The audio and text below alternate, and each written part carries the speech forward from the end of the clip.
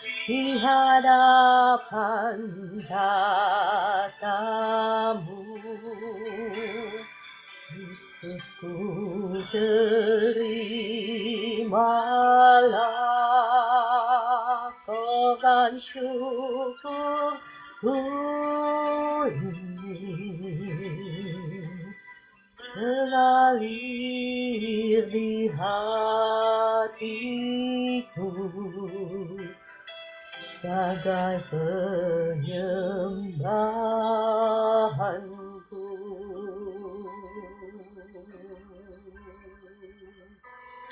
Bawa kepadamu, oh Tuhan, sembahanku ini, ingin Engkau menerima korban syukurku, pujian, takkan pernah ku bawa selain yang terbaik, yang harum dan sejati di hadapan tatamu. Yesusku, terimalah korban syukurku ini, mengalir di hatiku sebagai penyembahanku. Kan pernah ku bawa selain yang terbaik, yang harum dan sejati di hadapan tatamu. Yesusku, terimalah korban syukurku ini, mengalir di hatiku sebagai penyembahanku, mengalir di hatiku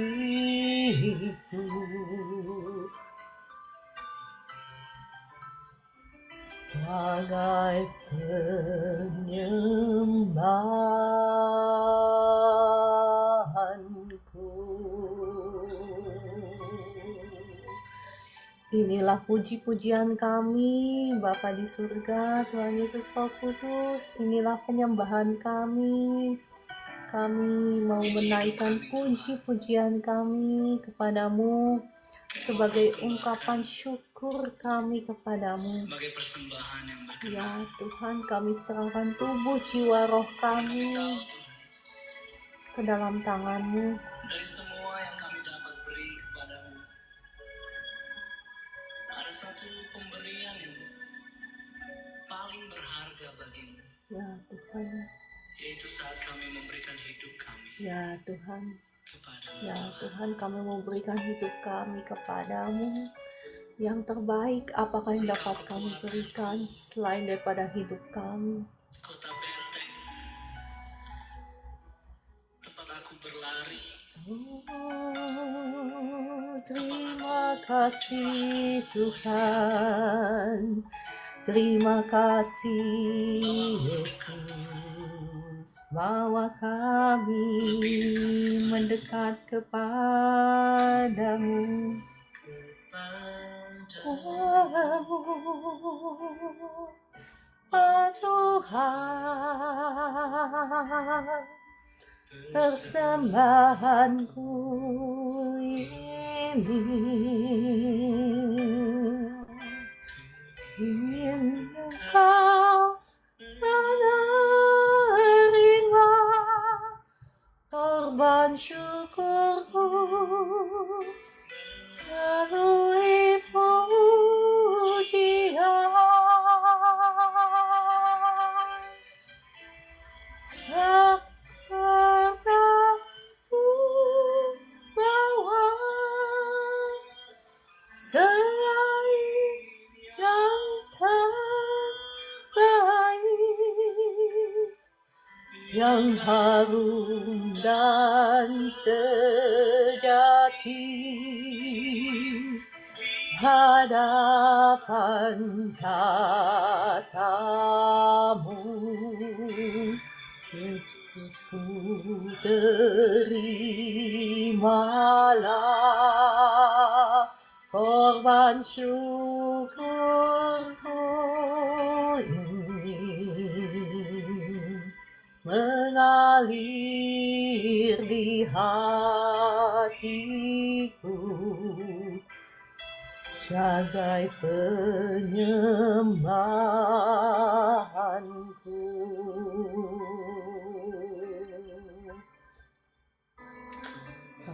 Shalom Bapak Ibu yang dikasihi Tuhan, Kakak Naga, selamat bergabung. Tadi saya lihat ada Kakak Maidalena, Kakak Orlan, selamat bergabung. Shalom semuanya, Kakak Siota, Kakak Maidalena, ya. Kakak Raden Samit, selamat bergabung Bapak Ibu yang baru bergabung. Yang baru bergabung di channel ini, salam kenal. Shalom Ibu Evi Lampus, apa kabar pagi hari ini?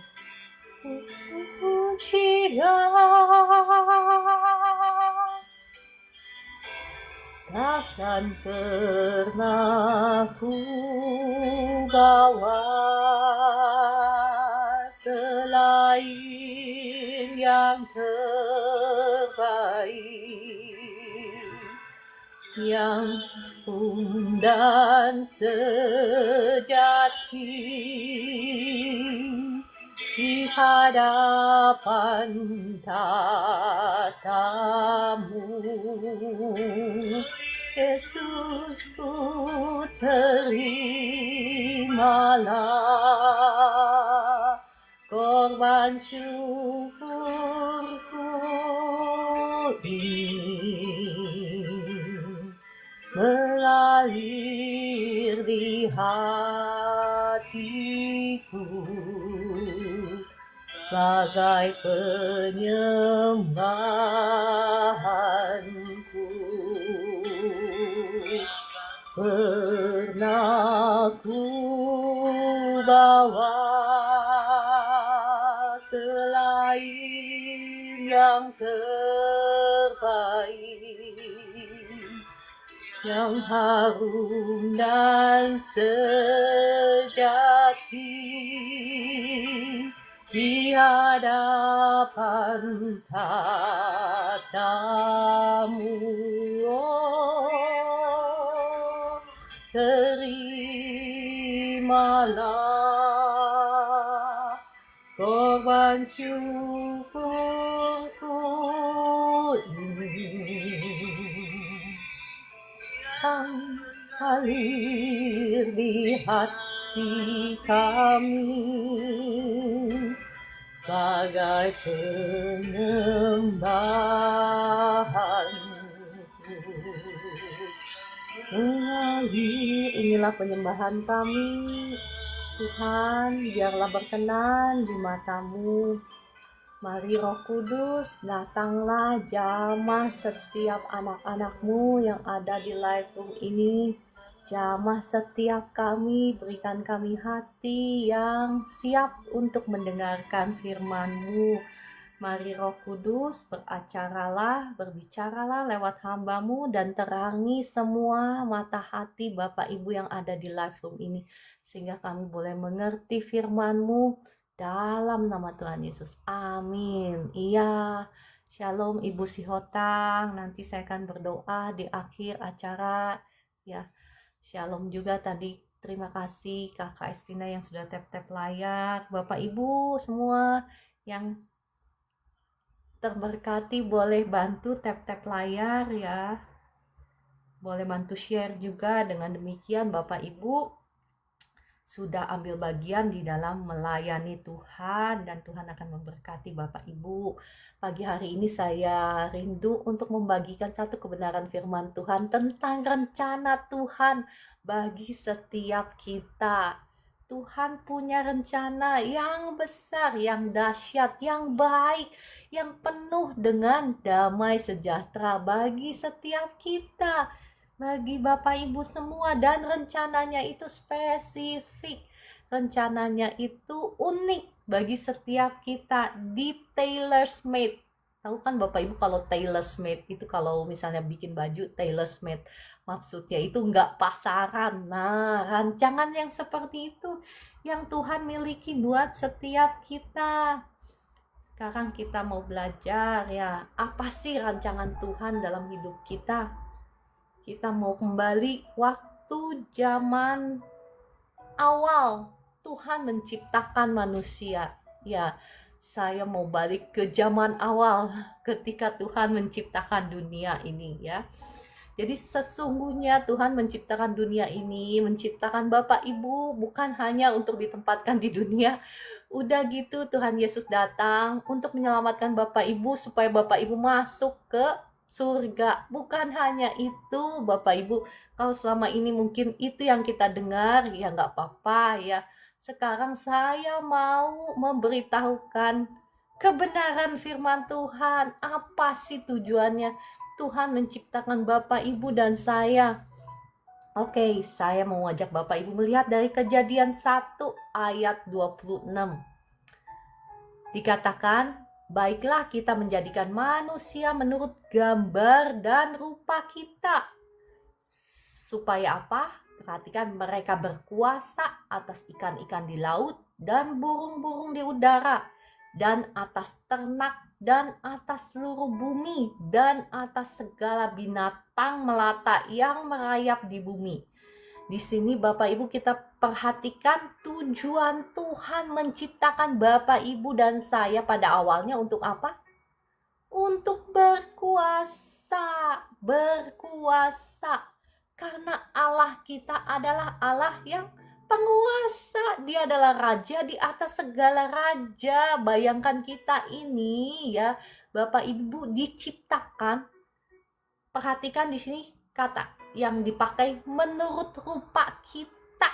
Kita itu siapa? Kita itu bukan satu. Kita itu rame-rame, betul? Betul, namanya juga kita. Kita itu jamak.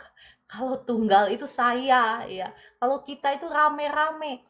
Nah, kita itu siapa? Kita itu Allah, Allah Tritunggal. Ya. Nah, kalau kita diciptakan menurut gambar dan rupa malaikat aja udah luar biasa, betul? Betul dong, malaikat gitu loh. Masih dengar bagaimana seorang malaikat bisa membunuh begitu banyak pasukan-pasukan ya.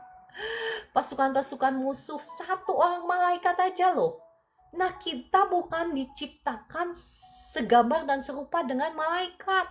Kalaupun Tuhan mengatakan bahwa kita diciptakan segambar dan serupa malaikat, misalnya seperti Lucifer, dia kan udah principality ya. Principality itu dalam bahasa Indonesianya pemerintahan, udah sekelas pemerintahan. Itu juga sudah luar biasa, sudah dikatakan dahsyat kan? Betul? Betul. Tetapi enggak dikatakan menurut gambar dan rupa Tuhan. Kalau dikatakan kita diciptakan menurut gambar dan rupa Bapa kita doang, Bapa kita itu juga udah luar biasa dahsyat. Bapa kita itu tinggalnya di mana? Dikatakan di kitab Yesaya, tinggalnya di api yang menghanguskan. Ya, api yang tidak pernah padam. Coba bayangin. Kalau kita diciptakan menurut gambar Bapa aja udah luar biasa. Tetapi dikatakan apa? Kita diciptakan menurut gambar kita. Kalau kita diciptakan menurut gambar Tuhan Yesus doang aja sudah dahsyat. Bayangkan betapa hikmatnya itu luar biasa Tuhan Yesus. Kita baca di Alkitab bagaimana Salomo begitu berhikmat, dan Salomo itu diberikan hikmat oleh Tuhan. Firman Tuhan itu adalah sumber daripada hikmat itu sendiri. Dan kalau kita diciptakan segambar dan serupa dengan Tuhan Yesus, bayangkan apa sih yang mustahil bagi kita. Bahkan dikatakan dunia itu dibentuk oleh hikmatnya. Ya, kalau kita memiliki hikmatnya Tuhan Yesus, kita akan seperti apa? Coba bayangkan Bapak Ibu. Tetapi nggak berhenti di situ. Dikatakan kita diciptakan segambar dan serupa kita, Allah Bapa, Allah Anak, dan Allah Roh Kudus. Bapak Ibu perhatikan bagaimana Tuhan Yesus waktu ada di dunia melakukan begitu banyak mukjizat yang dahsyat, yang luar biasa oleh karena perbuatan Roh Kudus. Bahkan Tuhan Yesus mati kemudian dibangkitkan kembali 3 hari kemudian oleh perbuatan Roh Kudus. Nah, bayangkan kalau kita diciptakan menurut gambar dan rupa Roh Kudus aja, itu udah super duper dahsyat. Tetapi kita ini, Bapak, Ibu, dan saya, itu diciptakan menurut gambar dan rupa Allah Bapa, Allah Anak, Allah Roh Kudus. Itulah sesungguhnya kita. Nah, Bapak Ibu, saat ini saya nggak tahu keberadaan Anda. Mungkin Anda ada di posisi yang paling rendah dalam hidupmu. Mungkin kau berpikir bahwa saya ini nggak bisa apa-apa, saya ini gagal melulu. Bapak Ibu, engkau lagi dibodohin sama iblis. Karena sesungguhnya inilah ya jati dirimu, bahwa engkau diciptakan menurut gambar dan rupa Allah kita, Allah Tritunggal yang dahsyat dan luar biasa. Dan untuk apa? Dikatakan apa? Untuk berkuasa. Satu ayat ini aja kayaknya kalau saya ngomong gak akan habis-habis deh. Cuma nanti kita beralih ke ayat yang lain ya. Dikatakan kita untuk berkuasa atas apa? Ikan-ikan di laut dan burung-burung di udara, atas ternak dan seluruh bumi, dan atas segala binatang melata yang merayap di bumi. Bapak Ibu, mungkin selama ini kita hanya melihat yang kelihatan. Yang kelihatan itu apa sih? Ya seperti ikan-ikan di laut itu kan kelihatan kan, bisa ngelihat kan. Burung-burung di udara itu kan kelihatan kan. Nah, misalnya seluruh ternak, atas seluruh bumi, segala binatang yang merayap itu kan yang kelihatan, betul? Betul. Tetapi sesungguhnya Tuhan menciptakan engkau dan saya untuk berkuasa, bukan hanya saja ya untuk yang kelihatan, tetapi untuk yang tidak kelihatan juga. Kalau Bapak Ibu memiliki karunia penglihatan, ya mungkin saya bicaranya terlalu dalam, tetapi nggak apa-apa, saya memberitahukan kebenaran, the truth ya. You have to know the truth. Engkau harus mengetahui kebenaran, karena kebenaran itu yang akan memerdekakan engkau. Ya, bukan hanya saja yang kelihatan kita disuruh berkuasa, tetapi kita disuruh menguasai segala sesuatu yang tidak kelihatan juga. Karena saya bacakan di Efesus 6 ayat 12. Karena perjuangan kita bukanlah melawan darah dan daging, tetapi melawan apa? Pemerintah-pemerintah, melawan penguasa-penguasa, melawan penghulu-penghulu dunia yang gelap ini, melawan roh-roh jahat di udara. Nah, kalau Bapak Ibu yang saya nggak tahu ya, Bapak Ibu kan gerejanya macam-macam. Saya percaya semua gereja diberkati Tuhan, dan semua gereja saya hormat sama semua gereja. Saya percaya Tuhan punya karunia khusus untuk setiap gereja, punya panggilan khusus. Jadi di sini saya tidak sedang berdebat mana yang lebih baik, mana yang lebih gimana gitu ya. Saya percaya dengan kesatuan tubuh Kristus. Nah, yang saya ingin bagikan itu, kalau Bapak Ibu punya karunia penglihatan, Bapak Ibu melihat kalau lagi doa perang, doa peperangan, itu Bapak Ibu bisa melihat bahwa ada makhluk-makhluk di alam laut, makhluk-makhluk ya, bukan makhluk-makhluk ikan-ikan yang kelihatan, tetapi makhluk-makhluk halus, penghuni laut. Misalnya, ada makhluk-makhluk yang nggak kelihatan secara mata jasmani, tetapi mereka yang menghuni udara dan yang menghuni dunia ini yang berpapasan dengan kita, cuman nggak kelihatan dengan mata jasmani kita. Nah, Tuhan suruh Bapak, Ibu, dan saya berkuasa juga atas mereka. Ya, masih ingat bagaimana ular pertama yang menipu Hawa? Ular kan? Ular, betul. Ular itu binatang kan? Tetapi binatang itu dipakai sama si iblis. Nah, makanya Bapak Ibu jangan hanya aware itu jangan hanya conscious itu bahasa Indonesianya, jangan hanya aware, conscious bahasa Indonesianya apa ya?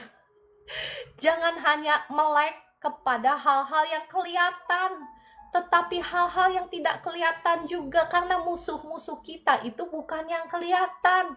Musuh-musuh kita itu, Bapak Ibu, kalau disakitin sama orang, ya saya juga bicara sama diri saya sendiri. Kalau kita lagi disakitin sama orang, kita jangan melihat orang itu, kita melihat siapa atau apa kuasa di balik orang tersebut yang menyakiti kita. Karena lawan-lawan kita itu loh, bukan yang kelihatan, bukan tetanggamu, bukan. Kita harus lihat ketika ada orang yang menyakiti kita atau ada sesuatu ya yang menghambat misalnya progres kita, progres entah kesehatan, kemajuan dalam kesehatan atau kemajuan dalam bisnis, usaha, kita harus melihat lawan kita di balik itu yang menghalangi, yang menghambat kemajuanmu, yang menghambat terobosanmu itu apa? Itulah sesungguhnya lawan kita, bukan yang hanya yang kelihatan.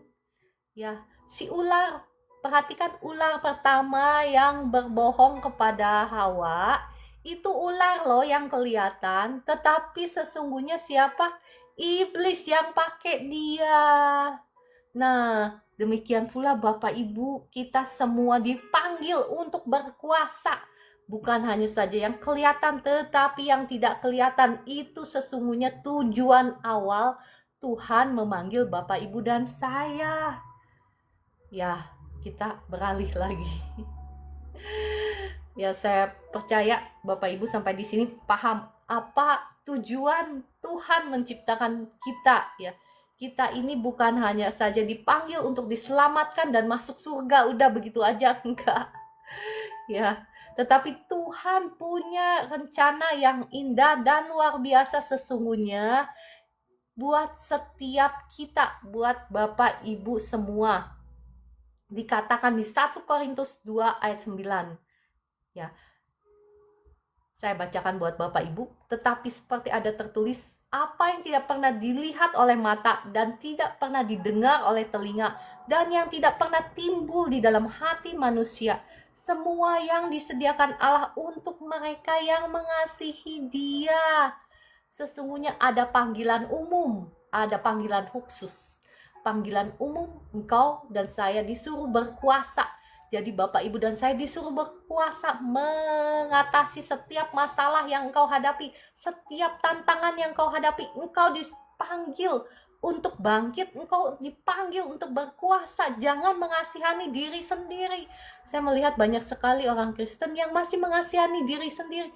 Oh, kenapa saya mesti begini? Kenapa saya menghadapi seperti ini? Kenapa saya harus begini? Kenapa misalnya suami saya harus begini meninggalkan saya? Misal, kenapa begini dan begitu dan begini? Dan mengasihani diri sendiri dan akhirnya depresi. Ya jangan Bapak Ibu, jangan. Bapak Ibu dipanggil untuk berkuasa mengatasi masalah tantangan yang engkau hadapin. Engkau disuruh to go over, to reign victoriously. Maksudnya itu reign victoriously itu untuk berkemenangan. Itulah panggilanmu ya. Panggilan yang Tuhan berikan kepadamu. Dan panggilan khusus untuk Bapak, Ibu, dan saya itu sesungguhnya tidak akan keluar dari rancangan yang umum. Rancangan yang umum tadi ya, engkau dan saya dipanggil untuk berkuasa, ya, dijadikan untuk berkuasa. Terus tadi yang saya baru bagikan di 1 Korintus 2 ayat 9, bahwa sebetulnya rancangan Tuhan buat Bapak, Ibu, dan saya itu ya jauh lebih indah, jauh lebih besar daripada apa yang dapat kita bayangkan, yang pernah kita pikirkan. Itu yang Tuhan punya buat Bapak, Ibu, dan saya. Tetapi Bapak, Ibu, saya mau memberitakan kebenaran, ya. Saya nggak mau seperti pengkhotbah yang hanya meninabobokan Bapak, Ibu, dan saya. Meninabobokan itu apa sih?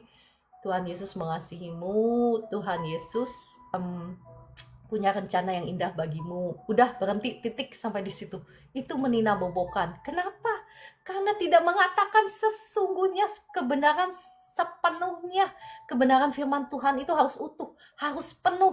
Jangan cuma sepotong-sepotong. Kalau sepotong-sepotong kita nggak ngerti, dan kita tidak akan sampai kepada rencana Tuhan. Ya, kita mau membaca ayat firman ini dengan teliti. Dikatakan apa? Apa yang tidak pernah dilihat oleh mata, dan tidak pernah didengar oleh telinga, dan yang tidak pernah timbul di dalam hati manusia. Semua yang disediakan Allah untuk siapa? Untuk Bapak, Ibu, dan saya? Iya, betul. Tetapi apa? Untuk mereka yang mengasihi Dia, Bapak, Ibu. Apakah Tuhan pilih kasih? Enggak, Tuhan enggak pilih kasih. Ya, kita diberikan pilihan bebas saat ini. Apakah engkau mau mengasihi dunia atau mengasihi Tuhan? Masih ingat Bapak, Ibu, kalau kemarin saya kan ada bagikan, orang yang mengasihi dunia itu membuat dirinya sendiri apa?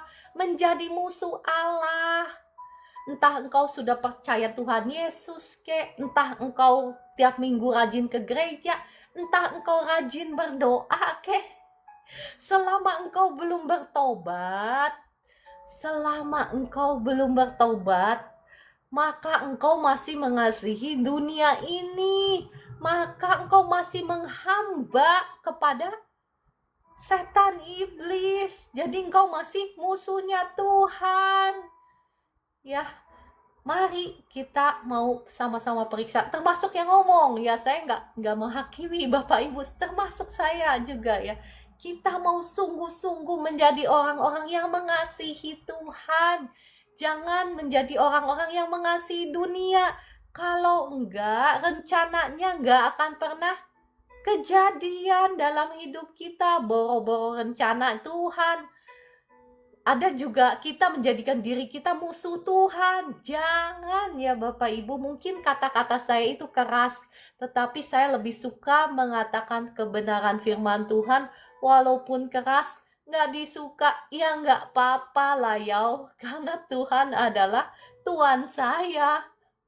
Saya memberitakan kebenaran karena saya mengasihi Bapak, Ibu semua. Karena saya kepengen Bapak, Ibu itu hidup dalam rancangannya Tuhan yang mendatangkan damai sejahtera. Ya, saya bacakan deh. Yeremia 29 ayat 11. Sebab aku ini mengetahui rancangan-rancangan apa yang ada padaku mengenai kamu. Demikian firman Tuhan, yaitu rancangan damai sejahtera dan bukan rancangan kecelakaan, untuk memberikan kepadamu hari depan yang penuh harapan. Masih ingat Bapak, Ibu, yang setiap hari ikut live saya udah jelaskan berkali-kali. Tetapi mohon maaf ya Bapak, Ibu, jangan bosen kalau saya jelaskan lagi. Mungkin ada Bapak, Ibu yang baru yang belum pernah dengar, jadi saya jelaskan lagi. Kata damai sejahtera di sini itu bukan hanya damai hubungan kita dengan Tuhan, damai hubungan kita dengan sesama. Bukan ya Bapak, Ibu, saya kasih tahu terjemahan aslinya.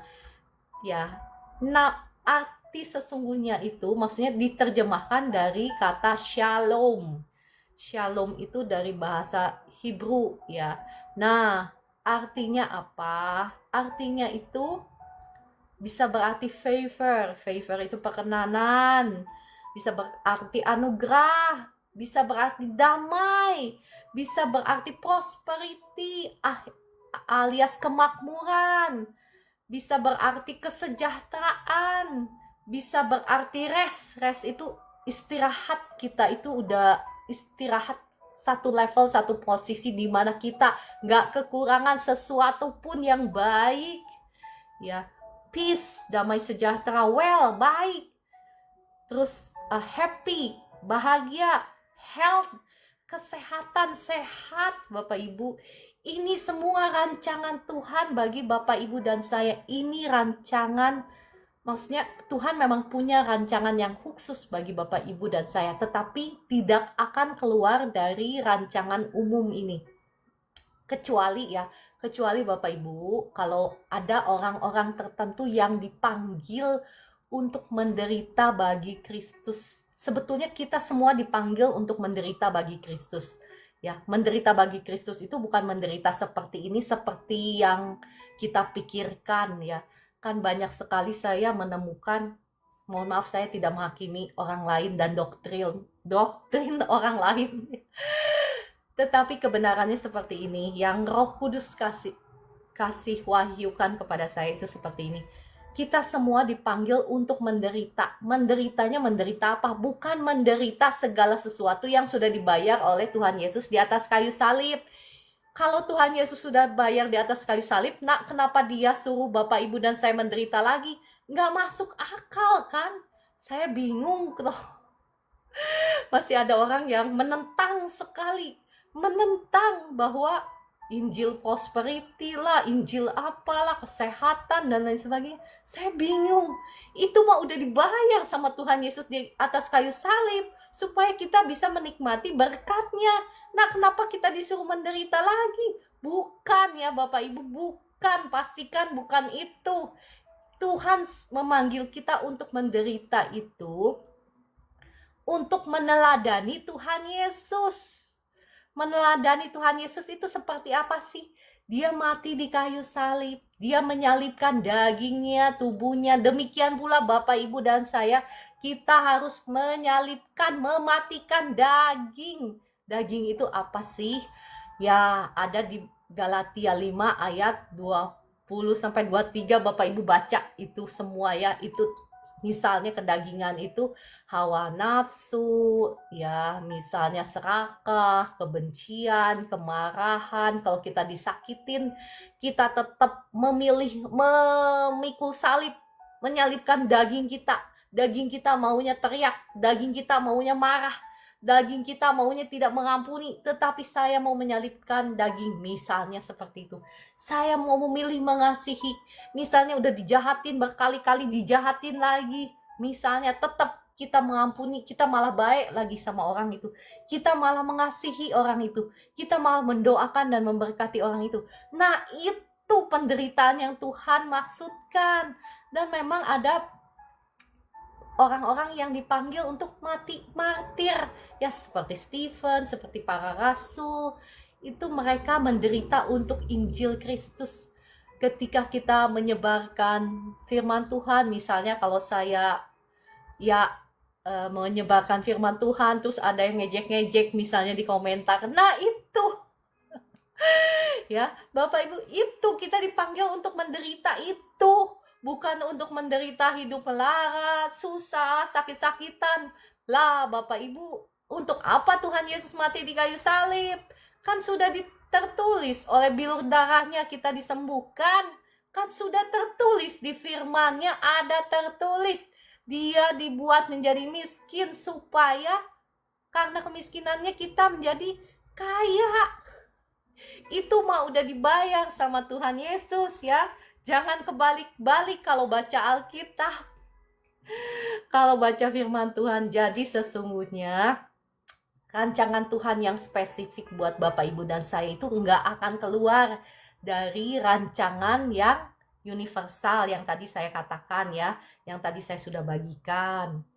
Nah, kita mau belajar bahwa setiap rancangan Tuhan untuk Bapak, Ibu, dan saya itu sudah tertulis dalam bukunya Tuhan.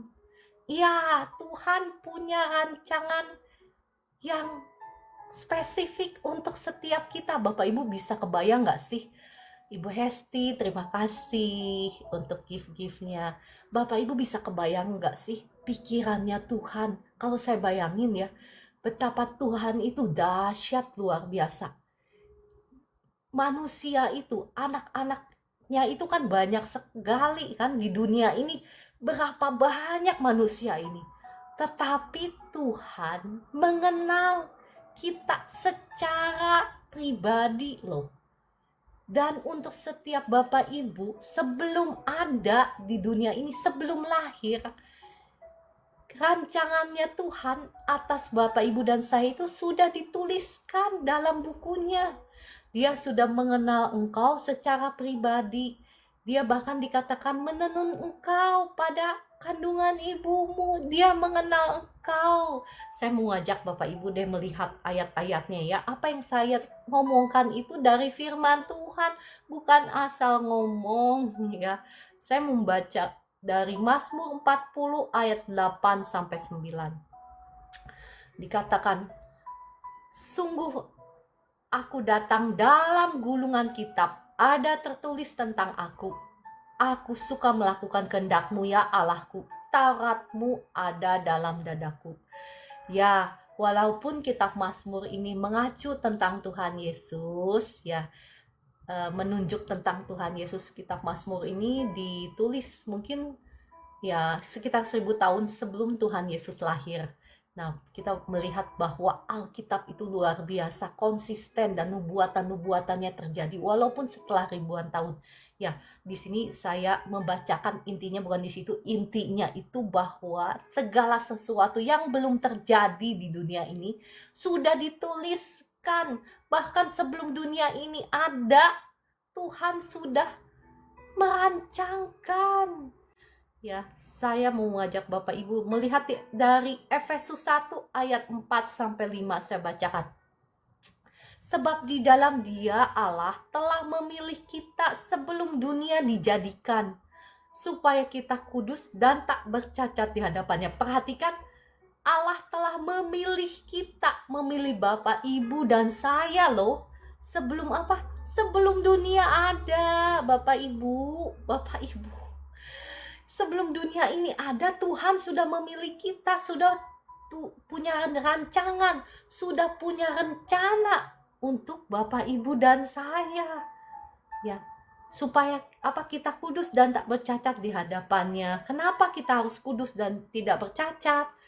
Karena Tuhan itu kudus, ya.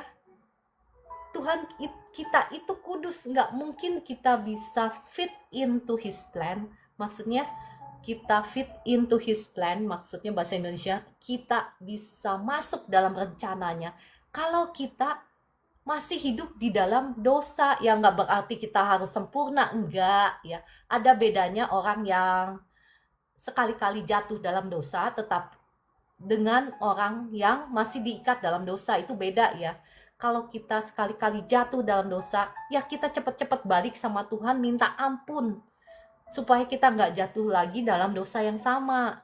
Tetapi beda dengan orang yang masih senang hidup dalam dosa, nggak mau keluar dari dosa, itu beda.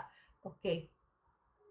Ya, dalam kasih Ia telah menentukan kita, menentukan Bapak, Ibu, dan saya dari semula oleh Yesus Kristus untuk menjadi apa? Anak-anaknya sesuai dengan kerelaan kehendaknya. Bayangkan Bapak Ibu, kita bukan hanya saja dipanggil untuk berkuasa, tetapi kita dipanggil, ditentukan menjadi anak-anak Tuhan. Tuhan yang penguasa itu, kita menjadi anak-anak penguasa. Coba kita pakai logika dunia aja dulu. Logika dunia, kalau kita jadi anak pejabat misalnya, atau anak raja lah. Nah, kayak misalnya di Inggris zaman dulu kan masih ada, ya sampai sekarang juga masih ada ya, kerajaan. Nah, kalau anaknya otomatis jadi raja juga nanti, ya kan? Kalau nggak dikatakan jadi pangeran, ya jadi raja. Nah, namanya jadi raja pasti punya daerah kekuasaan, dominion. Nah, begitu pula Bapak, Ibu, dan saya. Kita dipanggil berkuasa dan kita disuruh berkuasa atas seluruh bumi. Ya, kalau belum bisa berkuasa atas seluruh bumi, setidaknya Bapak, Ibu, dan saya, kita harus bisa berkuasa atas diri kita sendiri dulu. Ya, diri kita sendiri dulu kita harus berkuasa. Contohnya apa? Contohnya, kuasailah hidupmu, tubuhmu. Jangan berikan tubuhmu untuk dipakai untuk alat dosa. Jangan.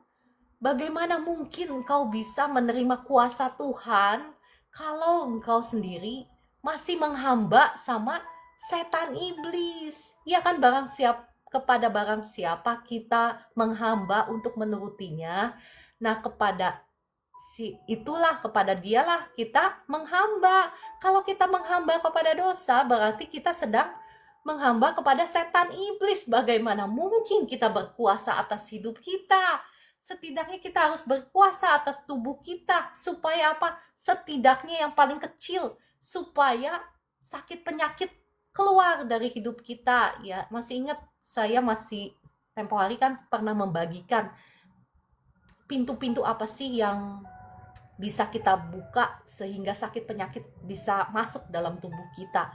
Ya, salah satunya ya pikiran lah, ya kepahitan, ya kesedihan yang dalam juga itu bisa, itu semua dari pikiran. Ya, tidak menutup kemungkinan ada serangan-serangan setan iblis, ada kita nggak bisa jaga lifestyle yang nggak tanggung jawab dengan apa yang kita makan, dengan pola hidup, ya tidak menutup kemungkinan juga. Ada juga kutuk keturunan, tidak menutup kemungkinan. Tetapi yang basic sekali, yang dasar ya, saya mau bagikan setidaknya engkau dan saya harus berkuasa atas diri kita sendiri. Nah, nggak mungkin istilahnya kadang kita itu masih datang-datang sama Tuhan. Tuhan tolong, Tuhan tolong. Nah, apa fungsinya? Kamu, kalau jadi Tuhan ya, kalau saya jadi Tuhan pasti, kalau saya jadi Tuhan, untunglah saya bukan Tuhan. Pasti ngomong begini, lah kurang apa sih kamu ini? Saya udah berikan nyawaku di atas kayu salib. Saya sudah membayar semua kutuk dosamu. Saya sudah membayar semua harga dari berkatmu. Sekarang apa kerjamu? Hayo bangkit. Jadi penguasa. Kan engkau sudah saya kasih kuasa. Roh Kudus toh sudah diberikan kepadamu. Saya sudah memberikan diriku. Saya sudah memberikan rohku. Kuasa sudah diberikan. Nah, yang masih kurang itu apa? Ya untunglah saya bukan jadi Tuhan ya. Kalau saya jadi Tuhan, saya akan ngomong seperti itu. Masih nangis-nangis minta tolong. Nah, apa kerjamu? Sekarang jadi penguasa untuk dirimu sendiri dulu. Usir itu semua dosa-dosa. Minta ampun, bertobat dari dosamu, bangkit sekarang, kuasai dirimu. Baru engkau bisa menguasai keadaanmu, kuasai masalahmu. Engkau bisa berkemenangan atas masalahmu, atas tantanganmu, tantangan kehidupanmu. Ya, baru nanti lingkup yang lebih besar, engkau mempengaruhi keluargamu. Lingkup yang lebih besar lagi, engkau mempengaruhi masyarakat. Ya, lingkup yang lebih besar lagi. Demikianlah engkau berkuasa. Bapak, Ibu, dan saya, ya saya juga ngomong sama diri saya sendiri lah. Firman Tuhan ini bukan untuk hanya Bapak Ibu, dia untuk saya juga. Mari kita bangun, kita mau ya masuk kepada panggilan Tuhan yang awal. Ya, saya mau membacakan dari kitab Yeremia 1 ayat 5, dikatakan apa? Sebelum aku membentuk engkau dalam rahim ibumu, aku telah mengenal engkau. Dan sebelum engkau keluar dari kandungan, aku telah menguduskan engkau. Aku telah menetapkan engkau menjadi nabi bagi bangsa-bangsa. Perhatikan di sini Bapak Ibu, ini adalah rencana khusus untuk Yeremia, untuk nabi besar Yeremia. Ya, dikatakan Bapak Ibu kalau baca firman Tuhan itu kita baca teliti per kata ya, karena Setiap kata, titik, koma dalam firman Tuhan itu ada artinya. Jadi jangan hanya nangkep yang gedenya, yang kita mau. Kayak tadi ya, yang banyak sekali ayat yang disalahgunakan. Dikatakan apa? Rancangan, aku tahu rancangan yang ada padaku mengenai kamu, yakni rancangan damai sejahtera. Seringkali cuma titik sampai di situ aja. Kita berpikir, padahal kita masih hidup dalam dosa, kita belum mau bertobat, kita sayang sama dunia, kita cinta dunia, tetapi kita mikir bahwa Tuhan akan memberikan rancangan damai sejahtera bagi kita. Itu namanya apa? Menipu diri sendiri. Jangan ya Bapak Ibu, jangan menipu diri sendiri. Engkau tidak akan mengalami rancangan Tuhan. Iya Kakak Estina, semangat. Ini yang apa? Ngejelasin firman Tuhannya, saking semangatnya kayaknya udah lupa waktu, sudah pukul 4.47. Ya udah, saya habiskan ayat ini aja ya. Tadi yang tentang Yeremia. Mana tadi? Yeremia 1 ayat 5. Ini memang rancangan khusus Tuhan untuk Nabi Yeremia. Dikatakan, sebelum aku membentuk engkau dalam rahim ibumu, aku telah mengenal engkau. Jadi Bapak Ibu perhatikan, sebelum kita ini ada, ya sebelum Bapak Ibu lahir di bumi ini, sebelum saya lahir di bumi ini, berarti kita sudah ada atau belum? Ayo, kita sudah ada atau belum? Sudah ada. Roh kita sudah ada. Orang Tuhan sudah mengenal kita kok sebelum kita lahir di bumi ini. Coba baca, perhatikan sekali lagi. Saya mengajak Bapak Ibu baca firman ini ya. Sebelum aku membentuk engkau dalam rahim ibumu, aku telah mengenal engkau. Nah, jadi Bapak Ibu dan saya sudah ada sebelum dunia ini dijadikan, sebelum kita ada, sebelum kita lahir, sebelum babynya keluar. Wah, gitu ya. Kita ini sesungguhnya sudah dikenal oleh Tuhan dalam dunia roh. Ya, makanya Bapak Ibu jangan hanya melek dengan dunia yang kelihatan. Sesungguhnya dunia yang tidak kelihatan itu, dunia roh itu lebih real, lebih nyata daripada apa yang kelihatan. Ya, dikatakan, aku telah mengenal engkau dan sebelum engkau keluar dari kandungan, aku telah menguduskan engkau. Aku telah menetapkan engkau menjadi nabi bagi bangsa-bangsa. Terima kasih Kakak Joy untuk gift-giftnya ya. Terima kasih. Nah, jadi apa di sini dikatakan bahwa Tuhan punya rencana. Nah, ini jangan Bapak Ibu berpikir, wah itu kan nabi besar, Nabi Yeremia. Saya kan nggak ada siapa-siapa, saya kan bukan apa-apa. Jangan berpikir seperti itu. Karena sesungguhnya rancangan Tuhan itu untuk Bapak Ibu dan saya sudah tertulis sebelum kita ada. Nah, cuman bedanya nih, ada orang-orang kenapa yang tahu, ada orang-orang yang nggak tahu. Nah, itu sekali lagi Tuhan memberikan kepada kita itu pilihan bebas. Kita itu bukan jadi robot. Kalau robot kan disetel harus kemana gitu ya. Kalau Tuhan jadikan kita robot, nggak ada yang masuk ke neraka, semuanya masuk ke surga. Semuanya jadi penguasa ya, karena memang Tuhan ciptakan kita untuk berkuasa, untuk memiliki dominion, memiliki daerah kekuasaan. Tadi yang kita bacakan Kejadian 1 ayat 26 kan, memang seperti itu. Tetapi Tuhan itu di dalam kemurahan hatinya, dia memberikan kita free will alias kehendak bebas ya. Jadi ada orang yang mengetahui karena mereka, nanti saya akan bagikan kenapa mereka mengetahui dan kenapa sebagian orang binasa di dalam ketidaktahuan mereka akan rencana Tuhan yang luar biasa atas hidupnya. Tetapi mereka hidup di dalam dosa, mereka binasa bersama-sama dengan dunia. Jangan Bapak Ibu, jangan seperti itu. Makanya saya rindu untuk memberitakan kebenaran firman Tuhan ini supaya Bapak Ibu tahu juga rancangan Tuhan yang khusus untuk Bapak Ibu. Ya, rancangannya itu rancangan yang dahsyat. Saya bacakan ya. Dari Mazmur 139. Sudah pukul 4.51. Udah kelamaan kayaknya saya ngomong. Ya, jadi kita lanjut besok ya Bapak Ibu ya. Lanjutkan besok. Kita lanjutkan besok. Saya percaya firman Tuhan yang saya sudah bagikan. Terima kasih Kakak Joni ya. Terima kasih Bu Evi, Kakak Monica semuanya yang sudah gabung di live ini ya, Kakak Estina. Ya, sama saya juga. Kita semua masih belajar terus ya. Karena ada hal-hal biasanya ada dalam hidup kita itu kan banyak kamar-kamar, ruangan-ruangan. Ya, kadang sering kali kita belum serahkan semuanya. Itu adalah perjuangan hidup kita sebagai orang percaya. Sebagai orang percaya kita harus selalu berjuang ya, berjuang untuk mematikan daging. Itu adalah proses sanctification kalau dalam bahasa Inggrisnya. Kalau bahasa Indonesianya proses pengudusan yang terus-menerus hingga sampai satu titik di mana kita bisa dengan sempurna memancarkan kemuliaan Tuhan.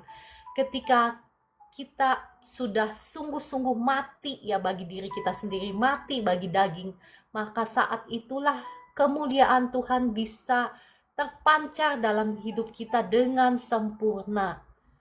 Ya, kalau namanya kemuliaan Tuhan terpancar dalam hidup kita, Bapak Ibu, namanya kemuliaan. Masih ada nggak sih sakit penyakit? Namanya juga kemuliaan loh. Kemuliaan surga terpancar dalam hidup kita.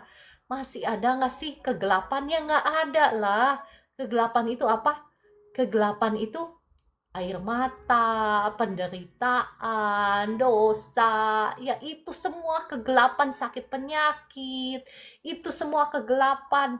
Kalau kemuliaan Tuhan bersinar dalam hidup kita, itu udah nggak ada. Jadi jangan bulak-balik ya Bapak Ibu.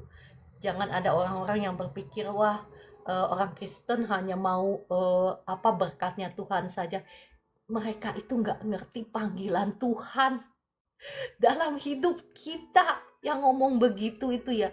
Karena Bapak Ibu, tadi saya ngomong atau firman Tuhan kan yang ngomong, bukan saya yang ngomong. Ya, panggilan Tuhan belum mengerti bahwa kita dipanggil untuk berkuasa, ya, berkuasa. Oke, kalau begitu saya tutup, saya lanjutkan besok. Saya akan berdoa. Roh Kudus, terima kasih untuk pewahyuan firman-Mu yang Kau sampaikan lewat hamba-Mu ini yang tidak bisa apa-apa. Terima kasih Roh Kudus, Engkau yang sudah berbicara. Saat ini hamba-Mu berdoa, Roh Kudus, mari kiranya terangi mata hati setiap anak-anak-Mu di live room ini supaya mereka bisa mengerti kebenaran firman ini, menangkapnya, dan firman ini bisa berakar, bertumbuh, berbuah lebat dalam kehidupan mereka.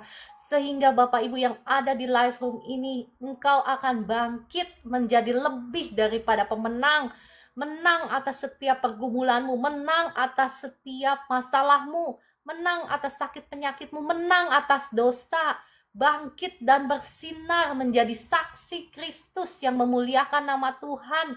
Dimanapun engkau ditempatkan, rencana Tuhan yang indah, yang ajaib, yang luar biasa, yang spesifik, yang spesial buat setiap anak-anaknya yang ada di live room ini tergenapi dalam nama Tuhan Yesus. Amin, amin, amin. Ya, terima kasih Bapak Ibu semua yang sudah bergabung. Kakak Medalena yang setia, Ibu Evi Lampus yang setia, Kakak Estina yang sangat setia ya, dan semuanya, Ibu Email, Ibu Farida, Kakak Joy, terima kasih, Kakak Joni, Kakak Monica, Kakak Orlan, ya, Kakak Lim, ya, terima kasih juga Kakak Estina untuk komen-komennya yang sangat memberkati. Ibu Susan, Duta, Kakak Grace, semuanya. Saat ini saya membuka kesempatan bagi Bapak Ibu yang sakit untuk didoakan kemarin. Terima kasih Kakak Joy untuk gift-giftnya. Terima kasih. Ya, kemarin ada yang kanker getah bening. Ada benjolan namanya Pak siapa ya? Ya puji Tuhan, Roh Kudus menjamah ya kemarin waktu saya doakan, eh, langsung mengecil kanker getah bening, benjolan di lehernya ya langsung mengecil. Ya nggak ada yang mustahil. Tuhan yang sama yang melakukan mukjizat kemarin-kemarin juga akan melakukannya untuk Bapak Ibu dan saya hari ini. Nah, Bapak Ibu yang sakit, yang mau didoakan, kuncinya cuman nggak banyak sih kuncinya.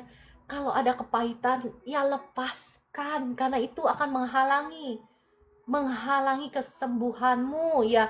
Saya perhatikan kemarin kemarin ada apa ya, orang yang terbelenggu oleh kuasa jahat ya. Saya kasihan sekali dari jam 12 malam dicoba dilepaskan, jam 12 malam sampai sampai pagi ya, sampai siang, besokannya siang. Saya kasihan sekali. Tetapi yang doakannya itu bukan gak diurapi Tuhan, tetapi diurapi Tuhan luar biasa karena saya kenal hamba Tuhannya ya. Jadi saya melihat hamba Tuhannya juga diurapi Tuhan luar biasa.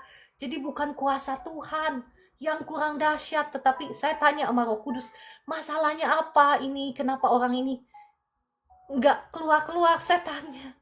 Tetapi orangnya itu ternyata masih menyimpan, nggak tahu ya pewahyuan Roh Kudus kepada saya, orang ini belum siap dilepaskan karena dia masih menyimpan kepahitan. Jadi yang kasihan yang doainnya. Ya Ibu Nana adakah di sini? Ibu Nana yang ngasih tahu saya, eh Bu kasihan, doain orang ini dari jam 12 malam dilepasin, nggak lepas-lepas kuasa jahatnya sampai besokan siang. Nah, saya nanya sama Roh Kudus, saya juga coba doain walaupun bukan live saya gitu ya, karena kasihan kan, namanya kan kasih. Kasih itu tidak melihat ya apa ya, namanya juga kasih tulus, nggak ada perasaan pengen apalah dan lain sebagainya karena kasihan.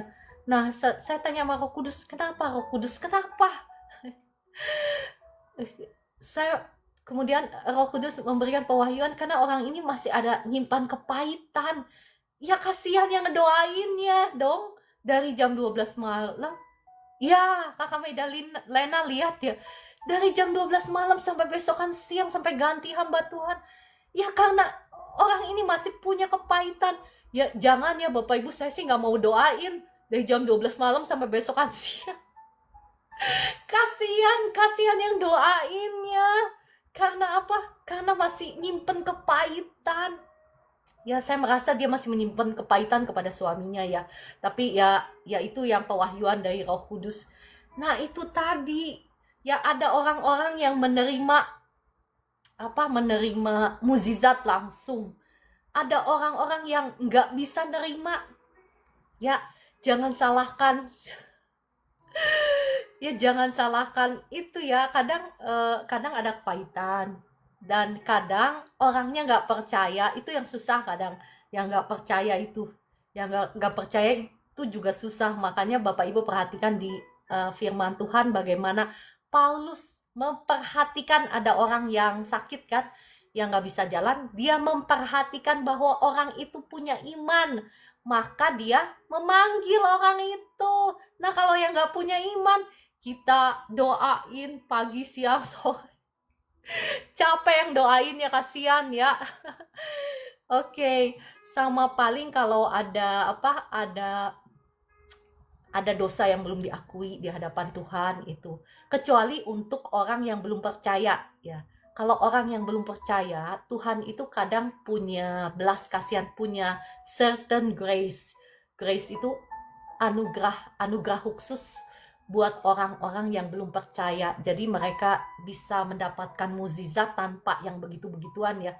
Dan jadi Tuhan itu shortcut itu motong jalan gitu. Supaya mereka menerima kasih Tuhan dan mereka tujuannya supaya mereka percaya sama Tuhan. Itu adalah belas kasihannya Tuhan. Ya. Mohon maaf ya kalau saya Inggris-Inggrisan karena saya itu ya bahasanya amburadul gitu. Kadang ngomong bahasa Sunda, kadang ngomong bahasa Inggris, kadang ngomong bahasa Indonesia. Jadi mohon maaf kalau menyinggung Bapak Ibu ya. Kadang saya bingung bahasa Indonesianya apa gitu ya. Bukan karena kepengen sok-sokan bahasa Inggris, bukan. Karena saya kadang bingung bahasa Indonesianya apa ini kata yang tepat gitu.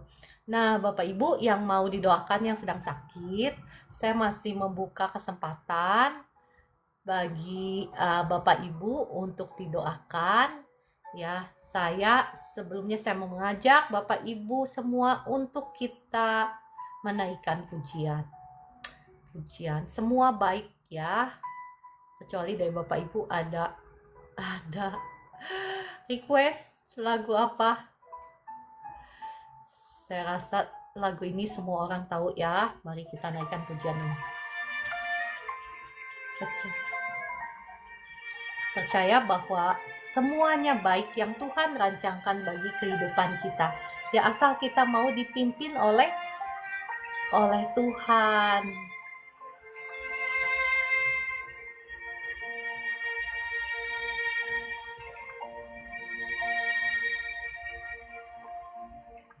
Dari semula telah kau tetapkan hidupku dalam tanganmu, dalam rencanamu Tuhan. Rencana indah telah kau siapkan bagi masa depanmu yang penuh harapan.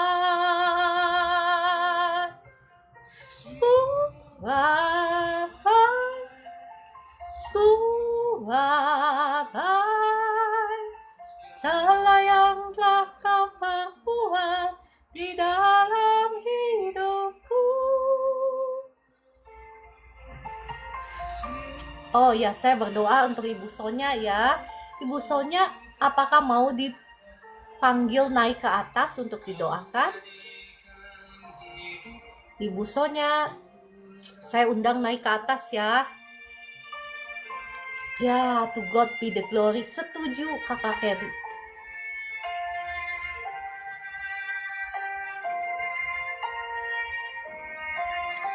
Ibu Sonya saya sudah undang naik ke atas kalau mau didoakan. Kalau enggak saya Oke.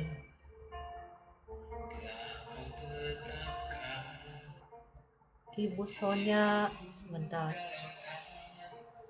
Dalam rencanamu Tuhan. Shalom Bu Sonya. Ya, salam. Ya, salam. Selamat pagi, Ciara. Enggak, tolong doain saya. Sakit aduh lutut kemarin sama betis paha sampai nggak bisa jalan, sakit sekali. Tak tolong doanya ya, Ciara. Toto. Ya. Bisa kelihatan. Halo, siap. Halo? Ya. Nggak kelihatan. Iya. Ya, Bu Sonya enggak Iya. bisa open cam ya, Bu? Iya. Belum bisa open cam ya? Open kamera Iya, belum bisa. Bisa. Ini udah nggak bisa ya? Nggak bisa. Ya, udah nggak apa-apa. Ya? Nggak bisa ya? Nggak bisa, Oh nggak iya apa-apa. ya. Iya. Nggak apa-apa, saya Iya, doakan makasih. ya. Iya, makasih. Iya, Darah Yesus ampuni, sucikan, Iya. kuduskan tubuh jiwa rohnya Ibu Sonya. Tubuh jiwa Iya. rohnya Ibu Sonya sudah menjadi milik Tuhan Yesus. Darah Amin. Yesus hancurkan, patahkan setiap belenggu kutuk dosa, kutuk sakit penyakit atas Ibu Sonya. Sudah hancur, sudah patah demi nama Tuhan Yesus. Setiap kekhawatiran, kecemasan dari Ibu Sonya, ketakutan saya usir keluar dalam nama Tuhan Yesus. Kasih Tuhan mengalir memenuhi hati dan pikirannya Ibu Sonya. Kasih Tuhan yang sama juga menjamah tubuhnya Ibu Sonya sekarang, menjamah lututnya. Sekarang sakitnya sembuh dalam nama Tuhan Yesus. Betisnya juga nggak sakit lagi. Betisnya sekarang sembuh dalam nama Tuhan Yesus. Kasih Tuhan mengalir terus, mengalir atas Ibu Sonya, mengalir terus, mengalir. Semua kesedihan dari Ibu Sonya keluar, digantikan dengan roh sukacita daripada Tuhan. Kasih Tuhan mengalir terus, menyembuhkan lututnya udah nggak sakit sekarang, betisnya sekarang udah nggak sakit. Iya, Dalam nama Tuhan Yesus, amin. terima kasih Roh Kudus untuk Iya, jamahanmu atas Ibu amin. Sonya. Terima Amin. kasih Kau sudah menyembuhkan Ibu Sonya. Terima Amin. kasih. Ibu, apa yang Ibu rasakan sekarang setelah didoakan? Iya, ini betisnya agak enteng, agak ringan. Betis-betisnya. Kan betis yang agak ini. Ada agak ringan, Tiara. Itunya Makasih. lututnya gimana? Lututnya Lututnya ya, iya enak juga. sudah enak ya. Yang betis yang iya, betisnya agak enteng gitu. Tadi nyut-nyut gitu tadi. Ini kok hilang. Oh ya, Makasih. puji Tuhan ya. Iya, Ya, terima saya doa kasih lagi begitu. sekali lagi ya Bu Sonya, saya doa sekali Iya, lagi. iya, Terima kasih Roh iya. Kudus, Engkau sudah Makasih. menjamah Ibu Sonya. Saat ini hambamu berdoa lagi, kuasa Tuhan yang sama saya lepaskan Amin. atas Ibu Sonya. Amin. Sekarang lututnya sudah sembuh sama sekali, nyut-nyut Amin. tadi sudah hilang sama Iya. sekali. Dan Amin. betisnya sekarang sudah sembuh sama sekali, sudah nggak Amin. ada rasa sakit sama Amin. sekali. Dalam Iya, nama amin. Tuhan. Terima kasih Roh Makasih. Kudus, terima kasih Tuhan. Iya, amin. Ya, terima kasih Bu Iya. Sonya. Terima kasih, Tiara. Tuhan Yesus berkati. Sama-sama. Shalom. Iya, selamat pagi. Kakak Raun, boleh naik ke atas kalau mau saya undang ya, naik ke atas Kakak Raun tambah, apa kabar?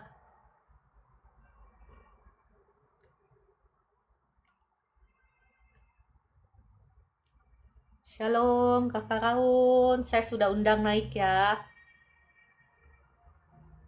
Dari semula telah kau tetapkan hidupku dalam tanganmu, dalam rencanamu Tuhan. Rencana ini. Shalom Kakak Raun, apa kabar? Iya Kak, Shalom Kak. Ya sekarang sakitnya di Gimana mana? sehat Di Kak? pinggang ya? Pinggang Shalom Kak, Kak? iya Kak. Ya, Shalom. oke. Saya mau doakan Kak Raun ya. Kak, sebelumnya Kakak ada kebencian gak sama orang? Kak Raun? Kak, nggak ada. Iya Ya Kak. sudah, saya doakan ya. Oke. Darah Yesus ampuni, sucikan, kuduskan tubuh, jiwa, rohnya Kak Raun tambah sudah menjadi milik Tuhan Yesus. Darah Yesus sudah hancurkan, sudah patahkan setiap kutuk dosa, kutuk sakit, penyakit. Saat ini sudah hancur, sudah patah atas Kak Raun. Demi nama Tuhan Yesus. Roh sakit pinggang saat ini saya ikat, saya hancurkan, saya patahkan kuasanya. Engkau sudah tidak punya hak atas anak Tuhan. Saat ini keluar dalam nama Tuhan Yesus. Darah Yesus sudah bayar lunas segala harga daripada kesembuhan kesehatannya Kak Raun tambah. Dalam nama Tuhan Yesus saat ini keluar. Saya lepaskan berkat Tuhan atas Kak Raun tambah. Kuasa Tuhan mengalir sekarang, Roh Kudus, jamah pinggangnya sekarang, roh kesembuhan, jamah pinggangnya Kak Raun tambah sekarang, jadilah engkau bebas.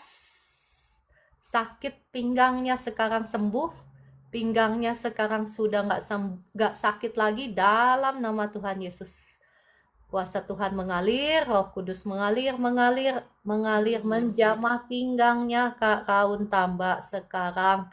Jadilah engkau bebas, engkau sembuh, engkau pulih sekarang, pinggangnya sudah nggak sakit lagi dalam nama Tuhan Yesus. Terima kasih Roh Kudus, terima kasih untuk kuasamu yang mengalir, yang menjamah Kak Raun. Terima kasih Roh Kudus, terima kasih. Terima kasih kuasamu terus mengalir, sekarang pinggang yang sakit sudah nggak sakit lagi, sudah sembuh sekarang. Mengalir kuasa Tuhan atas Kakak Raun dalam nama Tuhan Yesus. Terima kasih kuasa kesembuhan mengalir, terus mengalir, menyembuhkan Kakak Raun dengan sempurna. Terima kasih Roh Kudus, terima kasih untuk jamahanmu atas Kak Raun tambah sekarang. Jamahanmu menyembuhkan pinggangnya yang sakit. Terima kasih Roh Kudus, terima kasih Tuhan Yesus. Kakak coba bangun, coba jalan, apa yang kakak rasakan?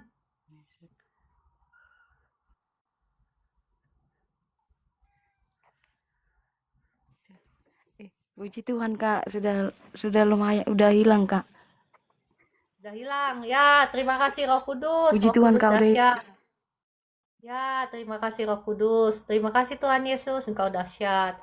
Oke, kalau gitu terima kasih ya. Kakak Raun semangat ya. Jangan lupa sekolah penginjilan ya, Kak Raun.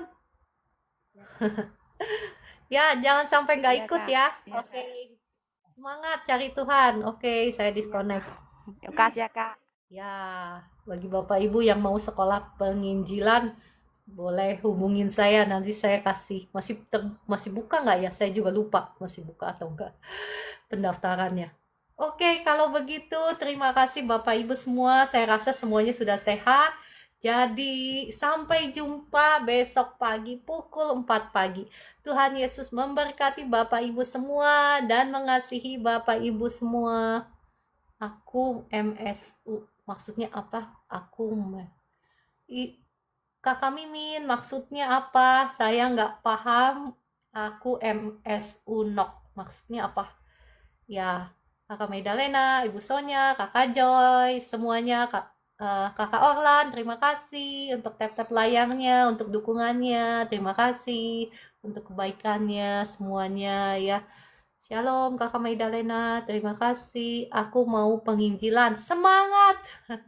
Ya, Kakak Mimin, di inbox saya ya, tolong inbox saya, nanti saya cek masih terbuka atau enggak. Kalau masih terbuka saya kasih link pendaftarannya untuk Kak Mimin ya, karena gratis.